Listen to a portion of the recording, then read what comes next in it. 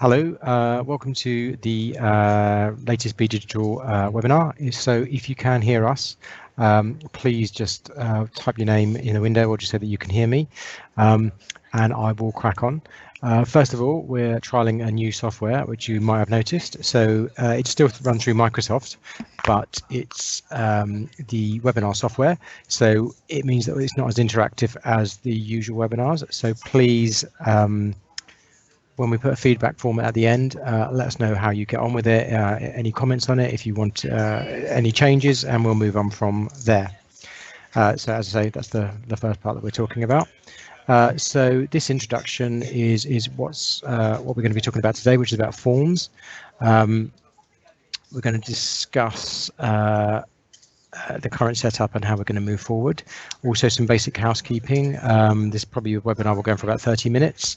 As I say, any questions, put in the question and answer session, which is on the right hand side of your screens. You should just click on the icon and you can put questions in there. We're recording the session, so just be aware of that. And again, as I said before, if there's any feedback, please let us know in the feedback session when we send out the form at the end.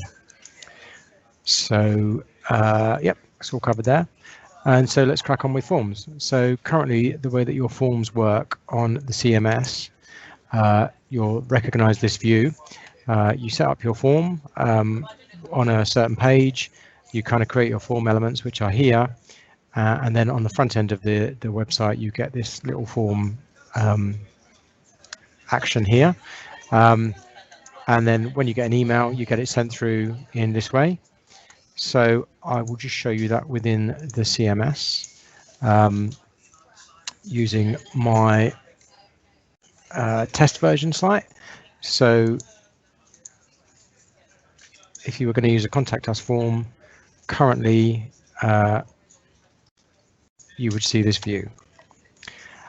So you'd have a map if you've set one up, your other locations, and this is the most important part. This is the form here. So you set up your form. This would be the form in the back, and you can put certain descriptions in there. You can put your form items here, and then you can look at your form submissions, which you don't have access to view. But on your form itself, you can look at the settings, and the settings will tell you that you are sending, as I am, to partner.content, and your emails will come through to there. And an example of that is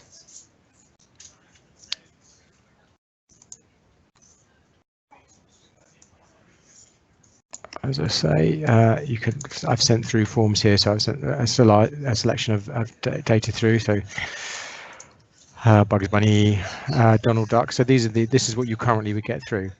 And we've had a few questions about the security of the forms. And so moving forward, we're going to slightly change the way those forms work.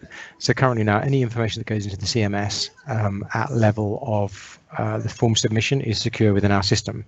And any data that is sent to you when it arrives, obviously at your end, you are in charge of that protection of that data, and it's as secure as your systems will allow it.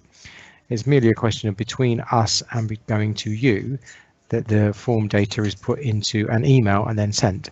But this email can be intercepted as any other email can on the web, and it's also not encrypted.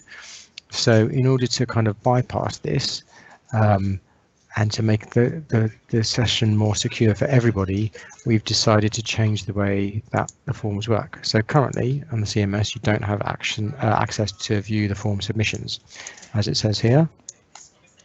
So if I log out, and then I'll show you my access.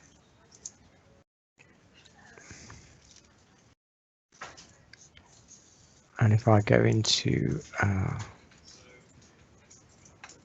you can already see, but I'll show you the journey just so that you can see how it works. So as the contact us form would be here. Your form would be there. So you can see the properties as you normally would, how the form is constructed, but on this option, I can actually see the form data, which is here. And these are the kind of cartoon characters I randomly put in because I don't want to share anybody's data, because again, I don't want you seeing anybody else's data from anybody else's site. So this is the data that you would get, and you'd be able to see it from here, but you could also download it. So you can go to download it as a CSV, and you can open it, and therefore that's what you'll be able to download from your sites. So this is the way the forms are going to work. I don't have a date exactly for that, but it should be in the next few months. So you'll all have access to your data that way, and then you can download it as required.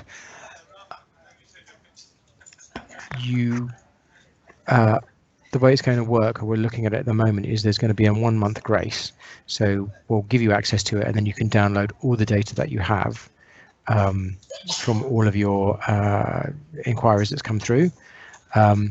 But then going forward after that 1 month, you'll have a 3 month grace, because we won't be a data warehouse for you. We'll only be basically holding the data for a certain amount of time, and then after 3 months it will expire.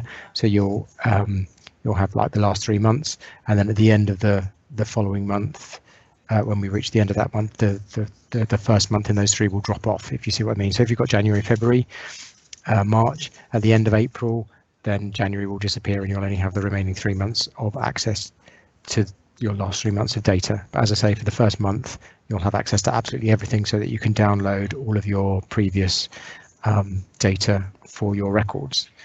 So that's basically the forms, what's going to happen.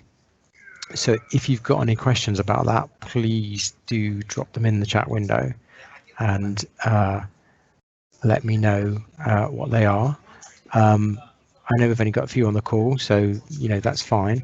And otherwise, if you've got any other just general questions, please put them in the chat window, and we'll see where we go.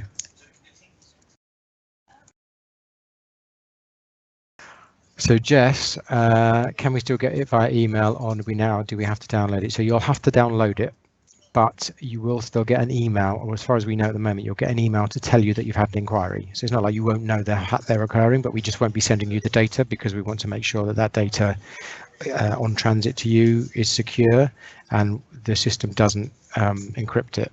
So you'll just get an email to say that an inquiry has come in, and you should log in to find it.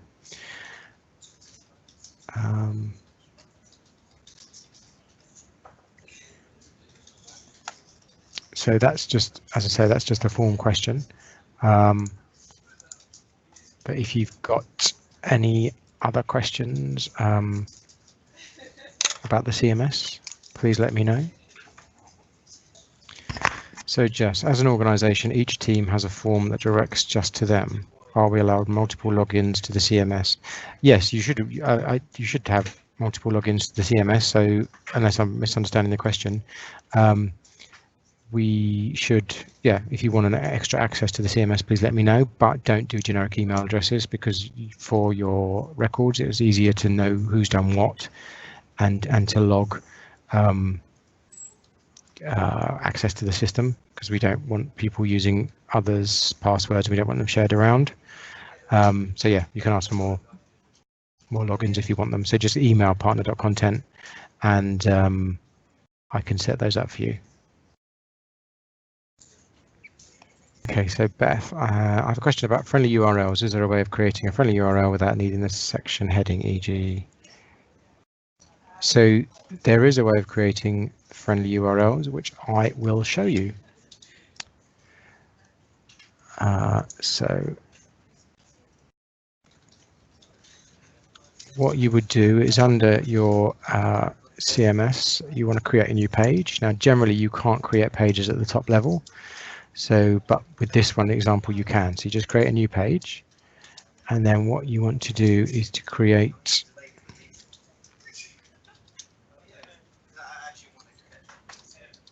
you want to use a redirect page. So here, and then under the name of the page, for example, you've put Willsmouth there.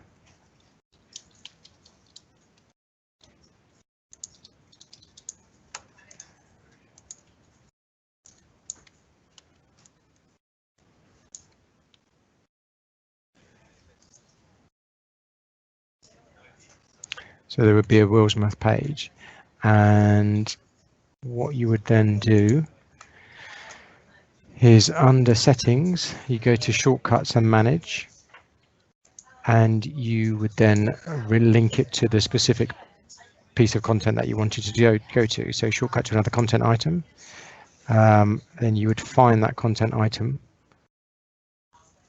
For me, it's in test, which is all done.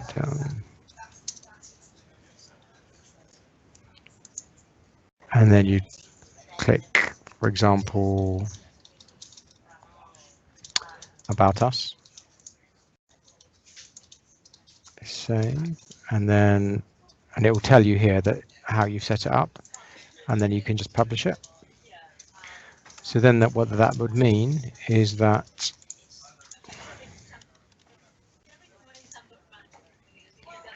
so if you can see the URL here on the test site, and it's got test BP, and if I put Willsmouth after it, and if you had that in your marketing, if you click return, it takes you to about us automatically, and that but you could also take it much further down the tree to the contact page to avoid all of these test BP, about us, contact us, or even further down the tree. So that's how you would do that. The guidance for that is on the Digital Hub. Let's find it.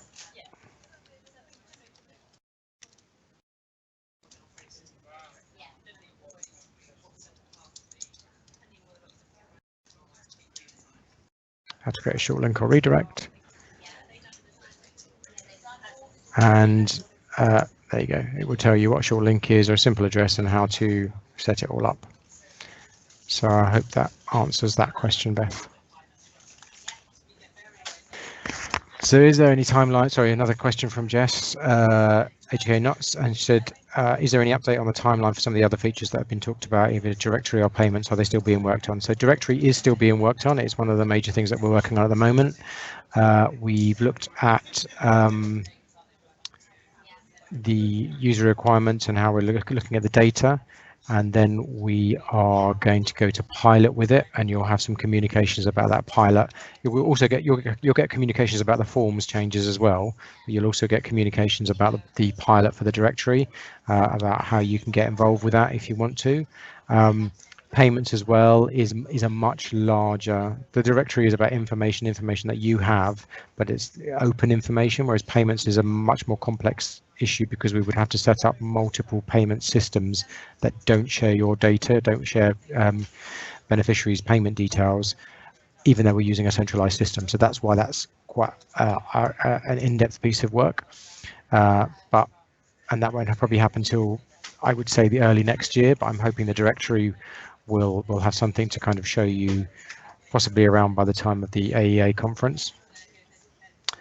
But I don't have specific timelines, but as soon as we do, it'll be communicated to you via the loop.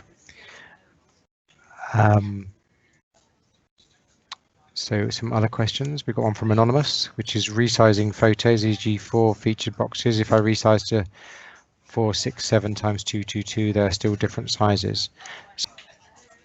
How do I put it into the window? Here's the URL, AGK. Oh, okay, AGK Wirral. Let's have a look. AGK Wirral.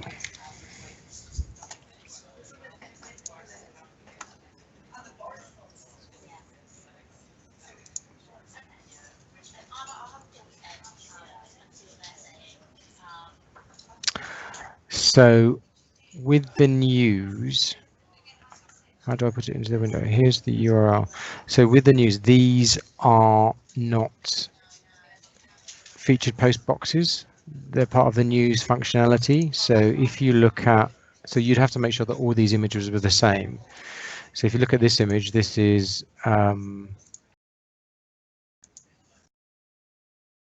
this is 529 by 273, which you can see here.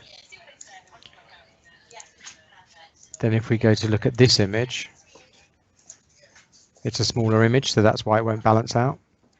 So then you can look at what that view image is here, which will be 204 by 214.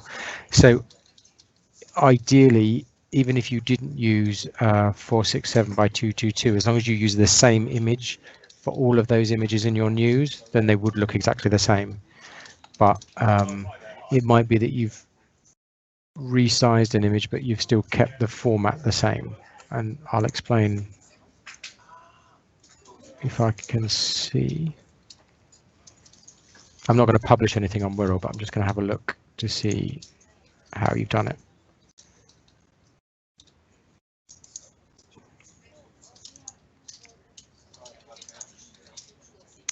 Very tidy folders. I'm very impressed.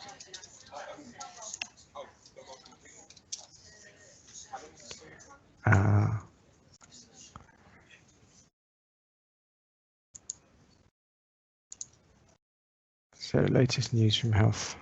Okay. So that's that. And if we look at the back,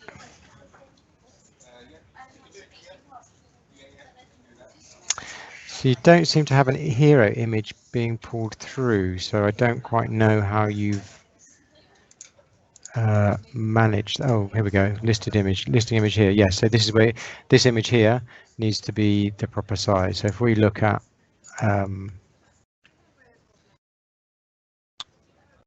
media,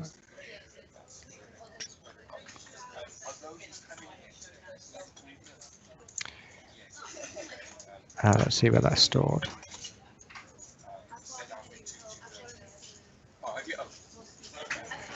It's a lot of images. This is stored in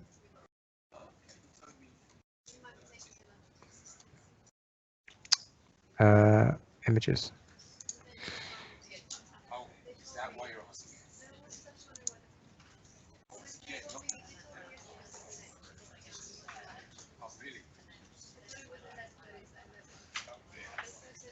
It's taking a little while, but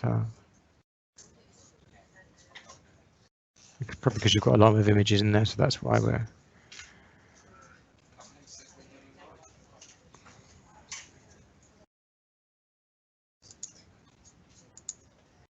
There we go.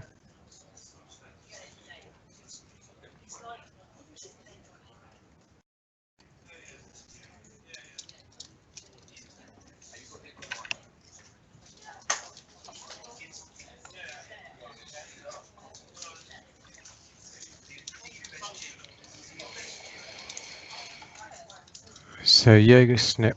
So yeah, so you say that you gave up resizing images as it doesn't always work. So if they were all the same size, then they should. If you used as I say, if you use 467 by 222 consistently across all of those images in the listing page, then it should work. But if you're going to have bigger ones and smaller ones, although the blocks will be the same size, here, although these blocks are actually the width will be the same size, the depth will be different because they're not all the same.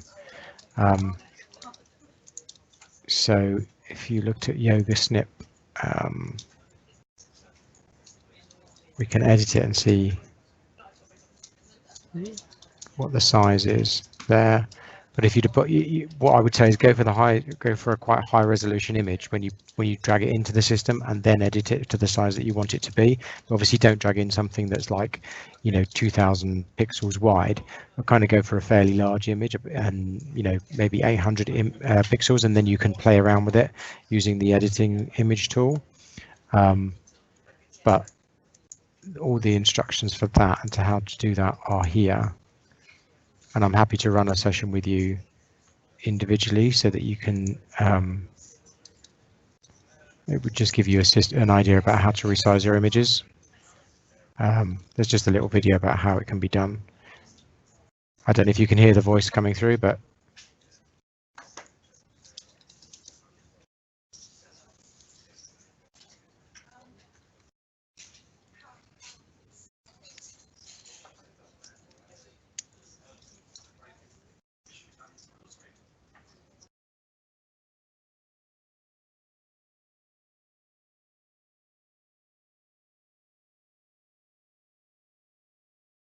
anyway, I wasn't sure whether you could hear the voice, but if you do go to that link, you can listen to Matthew, my ex-colleague, in all his glory.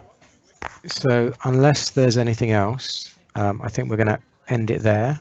But as I say, if you've got any other questions, just email me at partner.content and I'll come back to you and we'll see how we can sort them all out.